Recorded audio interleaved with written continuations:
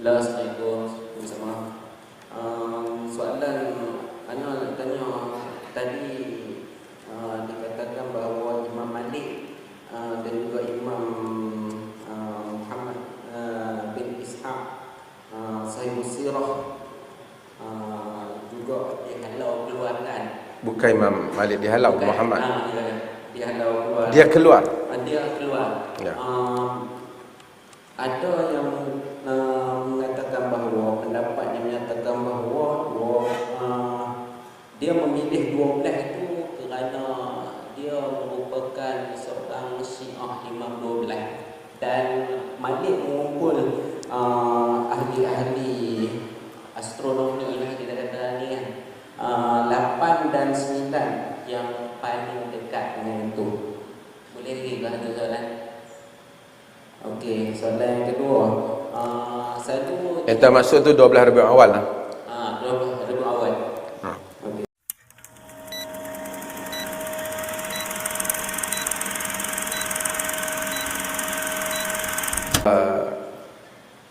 Ada beberapa pendapat Muhammad bin Ishaq ni telah jadi polemik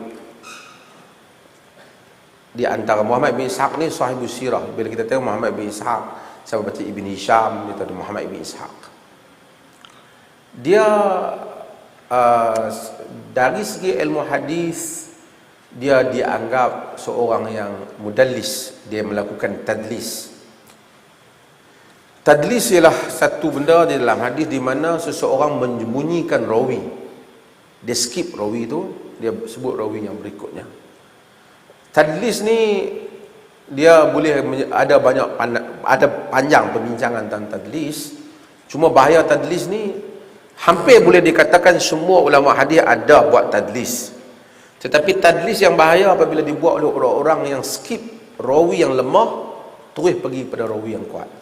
Misalnya dia ambil daripada guru A ambil daripada B. Dia tak sebut A ni, dia terus sebut B.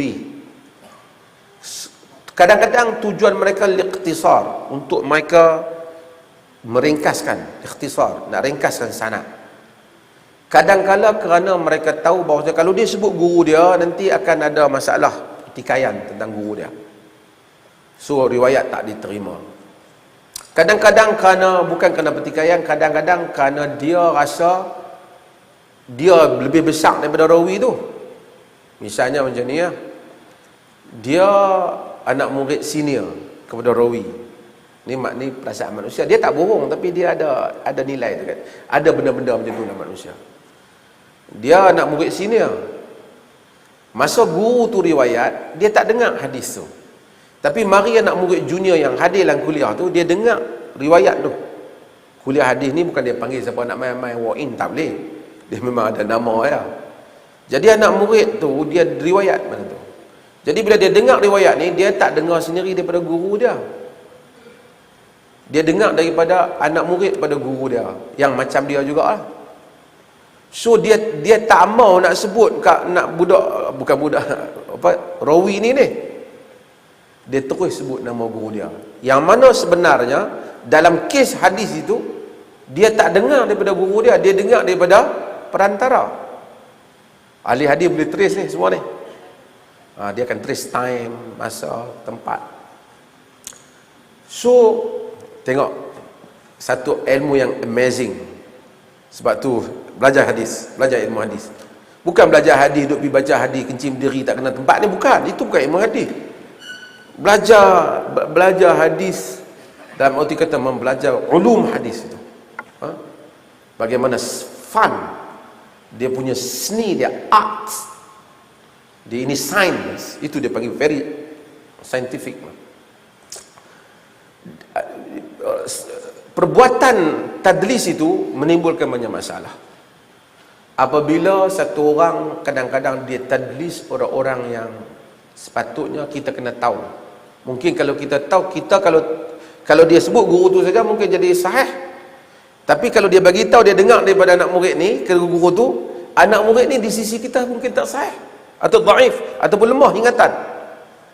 So guru tu okey, tapi oleh kerana mungkin dia ni dengar salah atau tidak detail. Perbuatan ni dia panggil tadlis. Tadlis ni dia ada cara. Kalau dia kata haddatsani fulan, haddatsana, dia sebut guru tu terus. Sedangkan dia tak dengar, dia dengar daripada orang ni, dia bukan tadlis lah, dia pembohong. Macam mana dia nak tadlis? Dia kata an, daripada. An fulan, daripada guru tu. Dia tak sebut ni, betul daripada guru tu. Tapi daripada guru tu nak mari ke dia macam mana? Macam kita kata an Abi Hurairah. Kita kata sebenarnya bukan kita daripada Abu Hurairah, terus kan kita dengar daripada Abu Hurairah, tapi melalui jalan tu. Itu dia punya tadlis tu. Siapa yang faham ilmu hadis dia kata. So bila dia skip an terus kepada rawi tu, jadi masalah kepada sebahagian rawi, dia panggil an-anah atau mu'an-anah. An-an, beran-an dalam bahasa kita, berdaripada.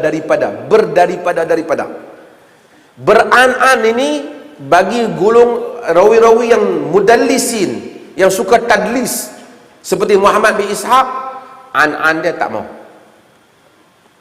Tapi kalau dia tidak an-an, dia tasrih bitahdis, dia cerita betul, haddatsani fulan,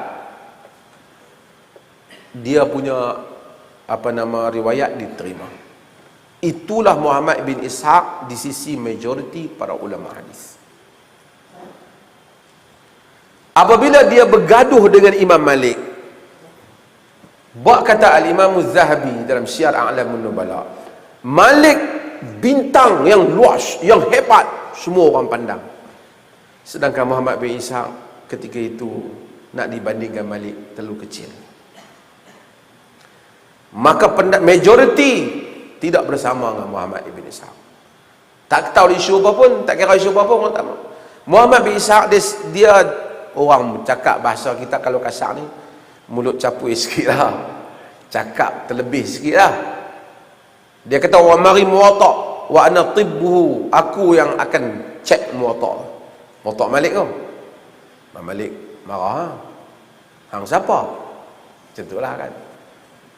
Jadi Imam Malik, dan dia telah mempertikaikan nasab Malik. Dia ahli nasab.